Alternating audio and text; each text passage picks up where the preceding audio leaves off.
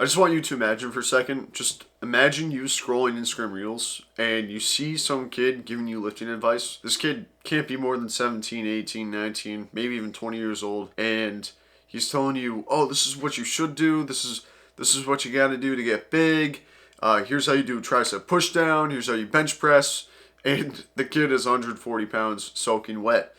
That doesn't add up. It doesn't make much sense. So I think the main issue with today, especially people online or just like in general, is underqualified or unqualified people giving advice. Now, this is not imposter syndrome, and part of the reason why I made this video is because I saw Alex Ramosi talking about imposter syndrome, and I made a video a couple weeks back talking about it. And this is different than actually being qualified or having some level of competency and not having any competency or experience at all, yet still preaching. And I want to kind of lay out some parameters or some perspectives to make it to where you understand what should be appropriate to preach based on your given skill level. So the dilemma, I wrote some notes, so I'm going to go off some notes right now. The dilemma is or underqualified individuals making content or soliciting advice despite lack of experience. This lack of experience, or this experience, pretty much means that you're new to trying or practicing what you're preaching. Any progress shows some level of competency. So like, let's say you put 10 pounds on in the gym, then maybe your advice would be decent to someone who just started out in the gym because you're not too far apart, and I'll get more into that later. There isn't an issue if you are on the entertainment side of things, but if you're blindly preaching / educating something you aren't at least somewhat well versed in, don't expect to be heard or listened to, because the words you speak will be seen through. You won't be fully confident or fully believe what you're saying because you know you aren't that experienced. It took me 30 pounds and developing a six-pack to realize that I was competent in lifting. Now, I mean 30 pounds of bulking up and developing a six-pack to realize that maybe my advice is somewhat decent. The same goes to when I lost a lot of weight, right, and was running a lot. I didn't feel comfortable to give advice to run until I was running a sub 18-minute 5K. Looking back, I was experienced and I had shown a lot of progress, so that did make me competent to preach and give advice for how to run better, like the form and the method of breathing, for example, and what I did to get faster. But the advice that I would have given meant only something to people at certain levels, right? So, for example, my best mile time is a 5-minute and 1 second mile. Now, let's say, for example, someone who's new to running says, oh, I want to get just like you. I wouldn't necessarily give them advice to hit the 5:01. I would try to remember or recollect what I did to get to, like, say, a 6:30 mile or a 6-minute mile or even a 5:45 mile. Or better yet, I would redirect them to someone who maybe 2 months new to running, who had shed off 30 seconds of their previous mile time when they hadn't started running before, for example, right? It wouldn't make, like, there's too much of a gap for me to give advice to someone who's new. Just like when I bulked up 30 pounds and put on a six-pack within a year and a half, I felt pretty comfortable giving advice to newbies in the gym because I was still following the advice that I did or I'd started out with when I started going to the gym, for example, right? And I have some level of time and experience to recollect that I have built a body and have, like, built a plan that is actually effective. You wouldn't listen to the kid who just hit the gym 10 days ago and is preaching, well, this is how you do a tricep pushdown. It's like, no, dude, do that 100 times. Do that consistently for maybe 30 to 50 weeks before you could start, like, teaching people to do it, right? There's some level of experience and mastery that you have to get through the repetition, not like the reps in gym, but repetition of doing something and progressively overloading. Again, not necessarily applicable to the gym, that you have something to back up the words you're preaching. The next level of this is who. Who are these people preaching this advice? Who are the incompetent individuals that think that they have some level of experience despite just starting? Here's a little quote, by the way. Those new to fitness content is a huge one, for example. If you're new in documenting your journey, that's alright. But if you just started working out 2 months ago and maybe put on 3 pounds, no one is going to listen to your advice on how to do a tricep pushdown or how to increase your bench. Now, in this instance, if you're new, then you can highlight the steps that you took to be consistent in the gym for when you started out. Right, because this is true experience that you have, and you have gone through it, so you know what you're talking about. Now, for like the guy who's been in the gym for 2 years, put on 20 pounds and knows how to do an optimal tricep pushdown, and put on 50 pounds on their bench, they're qualified to talk about it. It took me about 2.5 years, 30 pounds of bulking, and abs to finally decide to provide advice, and even then, I wasn't sure if I'd be listened to. But going back to the analogy I had before, those 1 step or 2 steps below me saw my advice as valuable. And I was still fresh enough to where people would listen, those new to working out, to me on how to progress and do basic movements correctly. Same goes for self-improvement advice. The pros might not be able to give good advice unless they're able to break it down in an accurate manner for someone who might be 15 levels below them, for example. For the most part, pros aren't able to give the best advice for someone who is far, far below them. Like, I'm talking years, because they probably don't remember what they did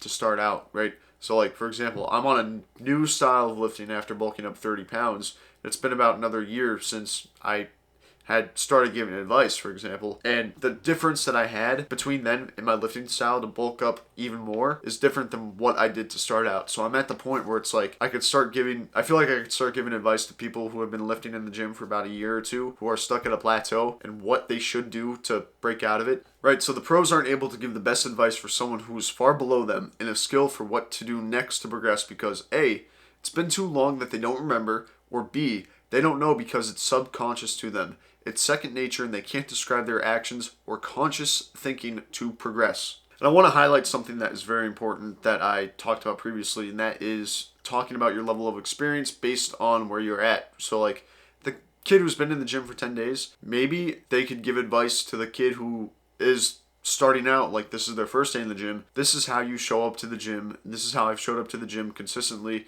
over the past 10 days. And this doesn't necessarily apply to the gym in general. Like, I'm going to talk about self-improvement videos. Like, I'm a relatively small self-improvement creator, but something I see is inexperienced kids who are like 18 through 20, and I'm not throwing shade by any means, but these kids haven't lived life, and there are maybe even kids younger than that making self-improvement videos. They have not lived life, and I'm still living life right now. I'm 22, but the amount of experience that I've gained throughout the years is just something to where I'm comfortable talking about and see myself as someone who has developed true progress. Like, I've lost 30 pounds. I've put on another 30 pounds of bulk.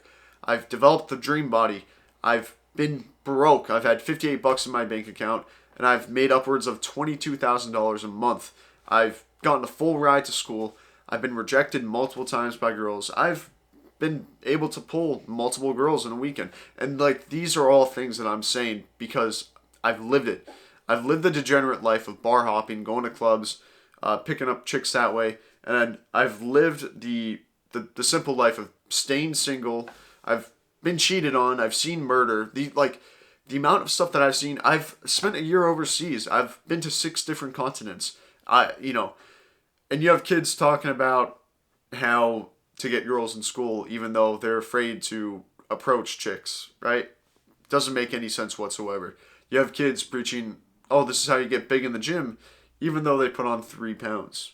You have kids giving nutrition advice, yet you go to their pantry and it's filled with Chips Ahoy.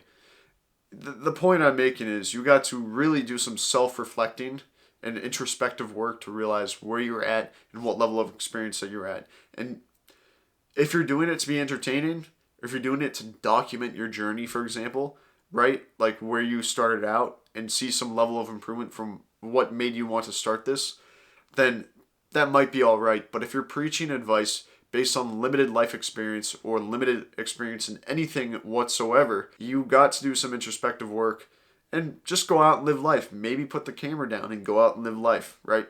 It doesn't make much sense for you to preach on little life experience. Take a different turn at the stoplight, for example.